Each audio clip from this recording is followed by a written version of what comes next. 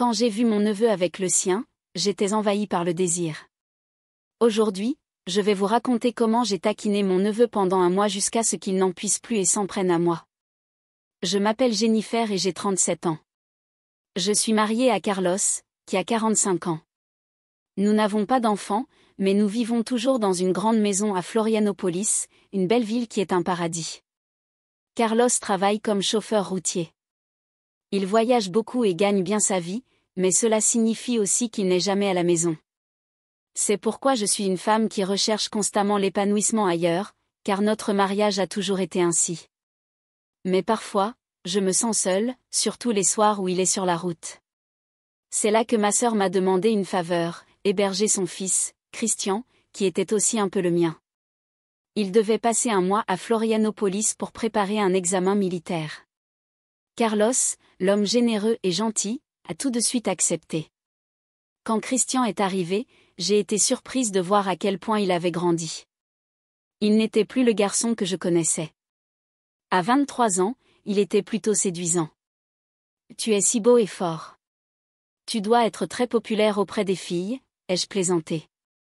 Il a ri nonchalamment et a répondu qu'il était trop occupé par l'entraînement et les études pour penser aux filles.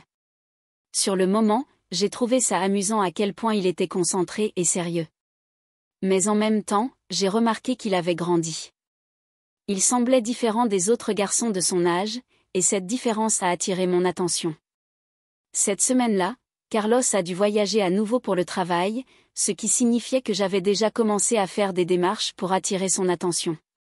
Il y avait un plan qu'il ignorait, et j'exécutais quelque chose de nouveau et d'excitant, ce qui m'a donné envie de voir ce qui allait se passer d'autre. Carlos était parti pour le travail, il n'y avait que Christian et moi à la maison. Le premier jour, j'ai décidé de préparer un déjeuner simple en remuant, et j'ai remarqué que j'étais plus nerveuse que d'habitude. La présence de mon neveu, maintenant jeune homme, a rendu la situation un peu plus difficile, même si je ne voulais pas l'admettre, peut-être par curiosité. Quand Christian est entré dans la cuisine pour m'aider, j'ai remarqué qu'il essayait d'être aussi présent que possible avec moi, mais il était clair que son regard ne pouvait s'empêcher de se poser sur moi. « Tu trouves cette tenue excessive ? » Je m'excuse si c'est le cas. Je suis juste habituée à être plus à l'aise, ai-je dit. Là, mais, ai-je demandé avec désinvolture en mettant la table, tu la trouves bien ? Christian, surpris par la question, a souri et a dit, non, ma tante, elle est superbe, ne t'inquiète pas. La conversation était détendue pendant le déjeuner. Nous avons parlé de l'examen qu'il préparait et il m'a parlé de son programme d'entraînement. Il a ensuite mentionné qu'il était très fort et qu'il avait le même niveau de forme qu'à la télévision. Il a ri et m'a remercié pour le compliment, disant qu'il se consacrait vraiment à ça, avant de me demander, « Ma tante, faites-vous de l'exercice physique ? Vous avez l'air en bonne forme. » J'ai répondu en riant, « Rien de spécial. J'ai toujours été comme ça, et c'est ça que ton oncle aimait. » Mais les choses ont commencé à changer petit à petit, et mon neveu a semblé remarquer qu'il était très respectueux de ce que je faisais. Il ne m'a donc rien dit. Les jours ont passé paisiblement cette semaine-là. Carlos était toujours en voyage, et je devenais de plus en plus curieuse de savoir comment je pourrais séduire Christian. Un après-midi, après le déjeuner, j'ai décidé de faire la vaisselle et j'ai demandé à Christian de m'aider. Il est entré dans la cuisine avec ce calme et cette timidité pour faire ce qui était nécessaire. « Voulez-vous sécher la vaisselle ? » « J'aimerais bien, lui ai-je demandé en lui tendant une assiette. Il a accepté et a commencé à me servir pendant que nous faisions la vaisselle. La conversation était informelle, rien de spécial. Nous avons parlé de choses du quotidien comme son adaptation à la vie en ville et l'avancement de sa préparation aux examens. Mais j'ai remarqué que de temps en temps, il jetait un coup d'œil aux courbes de mon haut qui ne couvraient pas mes seins, et je me demandais si je l'attirais d'une manière ou d'une autre. C'est quand j'ai délibérément laissé tomber une cuillère par terre. Je n'avais aucune idée de ce que je faisais. Je me suis penchée lentement en me regardant. Je n'avais pas besoin de le regarder pour savoir qu'il était là, fixant ce que j'étais. Je me suis relevée avec la cuillère à la main et j'ai continué à faire la vaisselle comme si de rien n'était. Mais j'ai remarqué que Christian était différent. Il était plus calme, un peu plus nerveux peut-être. Il détestait le cacher. Mais je voyais bien qu'il était avec ses mains, comme si quelque chose le tracassait dans sa poche. Il m'a regardé, un peu surpris par la question, et a rapidement dit « Rien, ma tante, je réfléchis juste à la formation. » « Tu n'as pas besoin de t'inquiéter autant, tu vas bien et tout ira bien, » lui ai-je répondu. Nous avons fini de faire la vaisselle en silence, et j'ai remarqué que l'atmosphère entre nous avait changé. Christian était visiblement mal à l'aise, et je savais que c'était à cause de moi. C'était exactement ce que je voulais ce soir-là. En m'allongeant pour dormir, j'ai pensé à ce qui s'était passé. Ce n'était pas une simple taquinerie, c'était une nouvelle situation, peut-être un peu dangereuse, mais en même temps, cela m'a rendue curieuse de voir ce qui pourrait se passer d'autre. Après une journée apparemment ordinaire, j'ai ressenti une certaine agitation en moi. Le feu qui s'était développé ces derniers jours devenait incontrôlable. Pour l'éteindre, après m'être assuré que tout était en ordre dans la maison, j'ai décidé d'aller dans la chambre de Christian pour voir s'il avait besoin de quelque chose. En m'approchant de la porte, je l'ai entendu. « Je ne sais pas combien de temps je pourrai encore tenir », a-t-il dit d'un ton excité. Et comme je savais que je jouais avec le feu, ce qu'il a dit au téléphone m'a fait réaliser que Christian n'était plus le garçon que je connaissais, mais un homme aux prises avec ses propres désirs. Quelque chose en moi s'est enflammé et mon émotion est devenue plus intense. J'ai donc décidé de ne pas entrer dans la pièce à ce moment-là, mais ce que j'ai entendu n'arrêtait pas de tourner en boucle dans ma tête. C'était qu'il était attiré par moi, et cette pensée m'excitait plus que je n'aurais dû. Je suis retournée dans ma chambre, mais je n'arrivais pas à dormir. Je me suis retournée dans mon lit en imaginant ce que ce serait si je décidais d'aller un peu plus loin. La nuit suivante, je suis passée devant la chambre de Christian. Et une fois de plus, j'ai entendu sa voix au téléphone, « Elle ne s'arrêtera pas, mec. » Je ne sais pas quoi faire. Rien que de penser à elle me rend dingue. Le désir dans sa voix était clair, et je savais que j'allais dépasser les limites. Alors, je suis restée là à l'écouter, et quand il a raccroché, j'ai attendu quelques minutes avant de partir. J'ai attendu un moment de silence avant de retourner dans ma chambre. Je ne voulais pas brûler les étapes, mais j'aimais l'idée qu'il pense à moi comme ça. Cette nuit-là, je suis restée au lit, le sourire aux lèvres, sachant que le jeu ne faisait que commencer. Il ne s'agissait pas seulement de Christian, il s'agissait du pouvoir que j'avais sur lui et de la façon dont cela me faisait me sentir vivante à nouveau. Il était temps de voir jusqu'où ce jeu pouvait me mener. Un jour, j'ai décidé de prendre un long moment de détente. En entrant dans la salle de bain, j'ai réalisé que j'avais laissé ma serviette dans la chambre. J'ai souri, sachant que c'était l'excuse parfaite. J'ai appelé Christian d'une voix douce pour lui demander de me donner la serviette qui était sur mon lit. « Pourrais-tu me la donner ?» J'ai demandé d'un ton décontracté. Lorsqu'il a atteint la porte de la salle de bain, j'ai dit « Tu peux entrer, Christian. » Si je sors comme ça, je vais mouiller tout le sol, d'un ton innocent. Il hésita un instant puis entra en me tendant la serviette sans me regarder directement. Je remarquai sa nervosité. Il tremblait presque tout en essayant de garder son sang-froid. Quand j'ai pris la serviette de ses mains, nos regards se croisèrent enfin, et comme si le temps s'était arrêté, il se tourna pour partir. Il marmonna quelque chose à propos du besoin de partir, et je ne pus m'empêcher de le taquiner un peu. « Merci, mon chéri. J'espère que je ne t'ai pas dérangé, » dis-je. Je m'appuyais contre le mur, observant l'expression nerveuse de mon neveu, et fermai la porte derrière lui dès qu'il partit. Sentant mon cœur s'emballer, je savais que j'allais le toucher. Mais cela me touchait aussi alors que j'essayais de dormir. J'imaginais ce qui se passait dans l'esprit de Christian à ce moment-là. Avait-il aussi ses propres désirs tout comme moi ? Cette pensée qu'il pensait peut-être à moi et que c'était comme ça m'a fait sourire. Il était peut-être temps de passer à l'étape suivante, mais en veillant à ne pas aller trop loin. Il était tard, et après une journée plutôt calme, j'ai décidé qu'il était temps de voir où en était Christian. Christian était-il agité ? Et toi, tu as l'excuse d'aller chercher un verre d'eau. Tu ne veux pas te reposer un peu, lui ai-je demandé d'une voix basse et douce. Tante, je n'ai pas sommeil. Je pense que je vais rester ici encore un peu, a-t-il dit. J'essayais d'être calme, mais je sentais qu'il était nerveux. Là alors, je vais me coucher. Si tu as besoin de quoi que ce soit, je serai dans ma chambre, ai-je dit, laissant la question en suspens. En arrivant à la porte, j'ai regardé en arrière une dernière fois, voyant Christian m'observer attentivement. Ses yeux ne pouvaient pas me quitter des yeux. Plus tard dans la nuit, je n'ai pas pu dormir. Ce qui s'était passé pendant la journée était encore frais dans ma mémoire. Je suis sortie du lit et marchais silencieusement dans le couloir jusqu'à la chambre de mon neveu. Je me suis arrêtée devant la porte fermée en écoutant le son de lui. J'ai frappé légèrement, et il a demandé d'une voix un peu endormie, la voix de Christian trahissant le calme qu'il essayait de maintenir.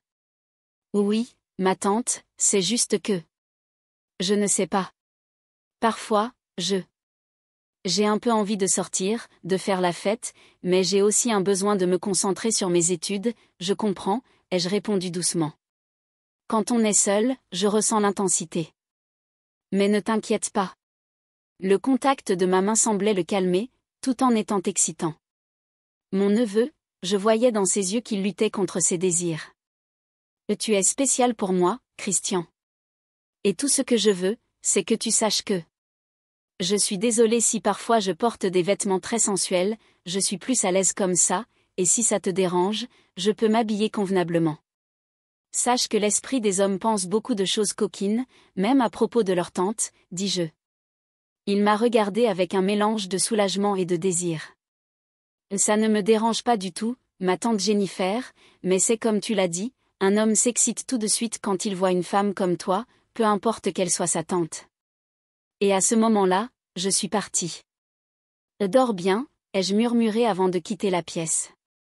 Je suis rentrée chez moi pour quelques jours, et avec moi, un sentiment de normalité est revenu dans notre vie de couple comme avant, mais maintenant, il y avait quelque chose que seul Christian et moi partagions. Il me regardait avec plus de désir, de petites provocations, des regards à double sens. Tout semblait attendre le bon moment. Il était tard dans l'après-midi, et nous avons décidé de faire un barbecue pour profiter du temps en famille derrière moi. Je pensais que c'était Carlos, mais en me retournant, j'ai vu que c'était Christian. Il était tout près, et je sentais chacun de ses muscles contre moi lorsqu'il se penchait un peu plus en avant. Mon cœur s'est emballé, et il a murmuré, « Non, je vais bien. »« Mais que fais-tu ici ? Ton oncle ne sera pas ravi de te voir loin du grill, » ai-je répondu en essayant de rester calme, mais ma voix tremblait un peu. Christian a souri, ce sourire que je reconnaissais. Il était occupé avec le barbecue, et j'ai répondu d'une voix forte, presque un murmure, pour qu'il ne remarque pas mon aide. Il y avait quelque chose dans sa façon de dire qui me retournait l'estomac, d'excitation et de nervosité. Il est resté près de moi pendant que je continuais à couper les légumes, essayant de me concentrer. Mais il était impossible d'ignorer sa proximité et sa chaleur si proche de la mienne. « Tu me provoques, n'est-ce pas ? Est-ce que je te provoque aussi ?» ai-je demandé, mi-blagueuse, mi-nerveuse, mais juste un peu. Et il a répondu d'un ton à la fois joueur et sérieux avant de s'éloigner avant que la situation ne s'envenime. Carlos, qui n'avait aucune idée de ce qui se passait dans la cuisine, est resté à l'écart. J'essayais de reprendre le contrôle de la situation et de mes pensées. Plus tard, pendant le dîner, la tension intense entre Christian et moi continua. Carlos, quant à lui, ne remarqua rien du tout. Inconscient de ce qui se passait entre nous, Carlos étant parti en voyage, la maison redevint silencieuse, laissant place à la provocation. Je suis allée dans ma chambre. J'ai enfilé une chemise de nuit en soie. Je me suis allongée sur le lit, mais je n'arrivais pas à dormir. Je savais que Christian était dans la pièce d'un accent grave côté, probablement aussi agité que moi. L'idée qu'il puisse penser à moi comme je pensais à lui me fit sourire. Je me suis levée doucement et me suis dirigée vers la porte de ma chambre. Je suis restée là un instant, mais j'ai vite pris ma décision d'un pas léger. Je suis allée dans la chambre de Christian et j'ai frappé doucement à la porte, un peu surprise. Quand il a ouvert, j'ai vu sa situation. Avant de répondre, j'étais également réveillée. J'appréciais le spectacle. Je pouvais sentir l'attraction entre nous. Je me suis approchée lentement. Puis-je m'asseoir à côté du lit, ai-je demandé, même si je connaissais déjà la réponse. Il a simplement hoché la tête en faisant un geste oui. Quand je me suis assise à côté de lui, la proximité a accru mon excitation, et j'ai su que j'allais jouer. Chérie, veux-tu jouer avec moi ? Aujourd'hui, On célèbre ta réussite au test théorique. Je lui ai demandé, mourant d'excitation. Il m'a répondu d'une voix ferme, c'est ce que je veux, tante Jennifer, tu m'as beaucoup provoqué. Ne sois pas méchante avec moi maintenant. Laisse-moi plutôt profiter un peu. Ne t'inquiète pas, tu peux en profiter pour le reste de la journée, ma chérie. Pars, et je serai ta récompense. Maintenant, tu vas travailler dur pour réussir l'examen physique.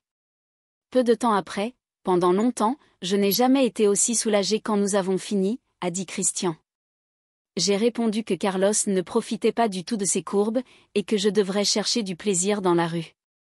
Mais avec lui à la maison, tout allait parfaitement. Les jours passaient et Carlos était toujours parti. La maison, qui ressemblait à un havre de paix, était devenue un terrain de jeu où chaque mot avait un double sens.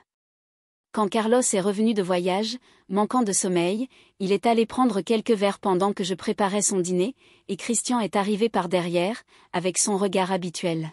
« Calme-toi, ton oncle est là aujourd'hui. Laisse la porte de la chambre ouverte, et je serai là à minuit. » « D'accord, a-t-il dit d'une voix calme. Il a fait 2 pas en avant.